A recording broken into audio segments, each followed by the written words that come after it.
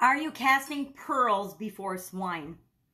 I love this idiom or this expression, and I'm going to share 3 ways that I know that I have cast pearls before swine in the past. I like to think I'm not doing it now, but I'm probably doing it now in some ways as well.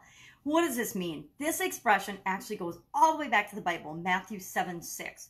And incredibly famous authors have used the same visualization or the same way of describing offering something to people that they're not going to understand or they're not going to appreciate, or offering something to the wrong people.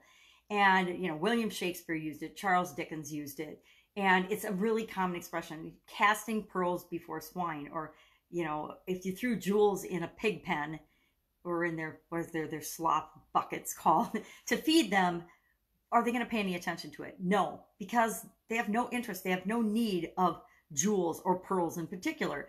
They do have need of food and slop and whatever else pigs eat, pig food, right? And that's all they're interested in. They're interested in being pigs. So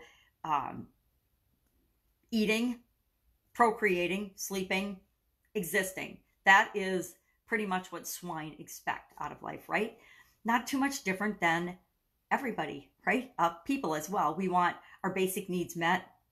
We want what we want from our perspective. And if you offer something that we're looking for or we want, we'll pay attention. If you're offering something that we don't need or want right now, we'll just let it go right past us. We won't even pay attention to it. So what are some of the ways that I have done this, made this mistake of offering something that people just aren't going to get or aren't going to appreciate? Well, from a personal standpoint, relationships. Have I offered myself or tried to be in relationships with the wrong people? Well, who hasn't? Who hasn't tried to date or be in a relationship with the wrong people? Some of us have even married and spent decades with the wrong person, right?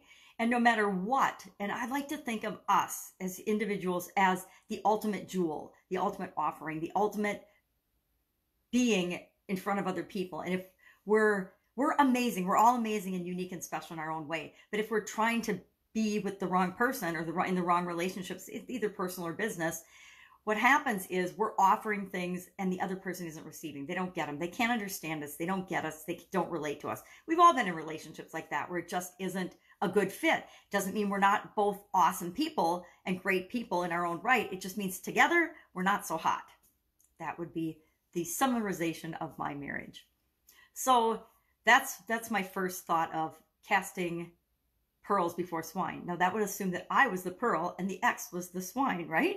Maybe not in his estimation. And I'm not saying he was a swine, but it just means together we weren't the right fit or the right match. It's like, and another example I can share, it's like offering our products or service to everyone and thinking everyone will love what it is that we have to offer. When I got into the Italian food manufacturing business like 35 years ago, probably 37 years ago now, I actually falsely believed, because I didn't know better, that everybody would love Italian food. Everybody would love and want to eat handmade Italian food. And then I started doing store demos for like a year. Every weekend I would do a store demo in one of our customers' establishments, because we only sold biz to biz. So I would go, but I wanted to have a better understanding of what the end users and customers wanted and liked or didn't like about the products that we made. And I learned very quickly that during the days of the low carb, no carb diets and, carbs were the devil, my product, I was basically the devil to a lot of people, a whole section of the population. And I learned really quickly in not so polite ways, because people are just really ornery when they're dieting apparently, or when they're not eating carbs, and that my products and services were not for everyone.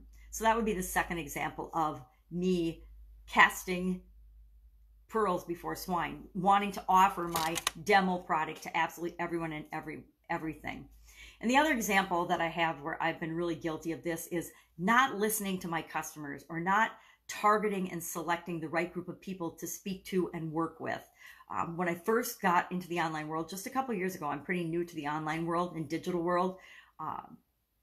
I actually created a whole product about stress, a whole course about stress that totally flopped. Nobody bought it because, well, number one, I was offering it to everyone. Number two, I didn't pick a group of people that I was creating it for.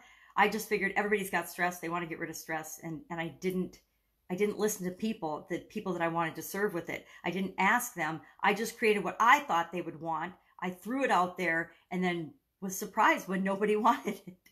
Now I've learned a lot since then, and I know, hey, if you want to do something, ask the people that you want to serve, because they will tell you everything that you need to know to provide them with the solutions that they really want, not the solutions that we think they want. So that's a third example of casting pearls before swine. Shoving products and services down people's throats, it doesn't work anymore. Even if you find the right target, if you're just pushing what you want out at them and not listening to them or paying attention or getting feedback, you're not going to be in business very long, and you're certainly not going to supersize your business.